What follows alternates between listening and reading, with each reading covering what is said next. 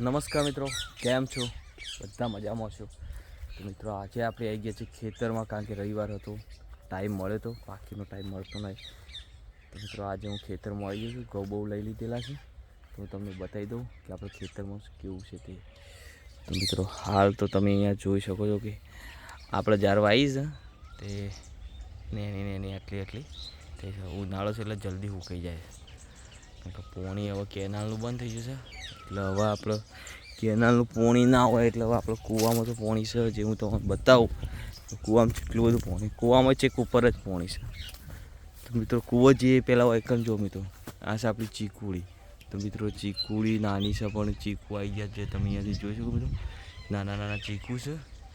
અને ચકલો મસ્ત બોલું છે. સવારે આવીએ ને ખેતરમાં મજા આવી જાય આ રીતના, શાંત વાતાવરણ. ને લેબુડી છે પણ હજી એનો મોર આવ્યો નહીં. આ ઓબા બીજા ઉગ્યા છે ઘણા બધા. આ વખતે ઓબા મસ્ત ઓબો પણ મોરે નહીં એક કેરી આવી નહીં. બીજા ઓબો નાય છે હું બતાવી તમને.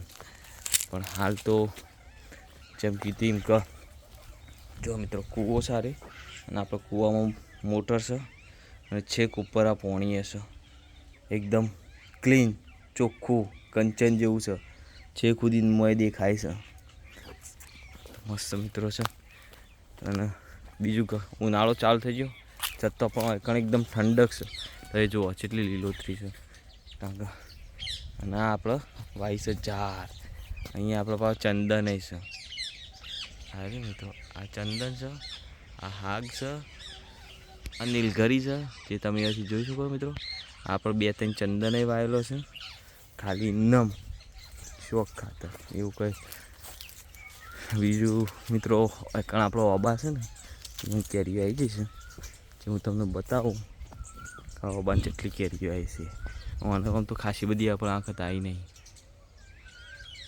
જે આવે બધું કેરીઓ આવી છે. આવી કેરીઓ અને આવી છે,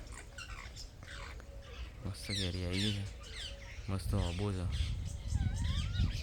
જેટલી બધી કેરીઓ આવી, બહુ મજા આવી જાય. પાકે એટલે ખાવાની મજા આવે. એકદમ નેચરલ પકવીએ છીએ આપણે, કોઈ પેલી દવા ભેળવવાની નહીં. તો મિત્રો આ છે આપણું ખેતર. અને હું તમને બીજું છે એમાં જાર વાવવાની તે પણ હું બતાવું.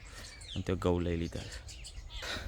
મિત્રો આપણે ખેતરમાં જ ઘર બનાવ્યું છે, તો તમે દરેક વિડીયોની અંદર જુઓ તો થોડું કોમ બાકી છે. વાયેલા બનાવશે, પ્લાસ્ટર થઈ ગયું છે, ઘણું બધું થોડું ઘણું કોમ બાકી છે, સ્ટાઇલ્સનું કોમ બાકી છે.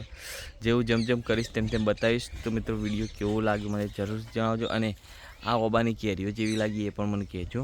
અને આપણું ખેતર પણ કેવું લાગ્યું તે કોમેન્ટ બોક્સમાં મિત્રો જરૂરથી જણાવજો.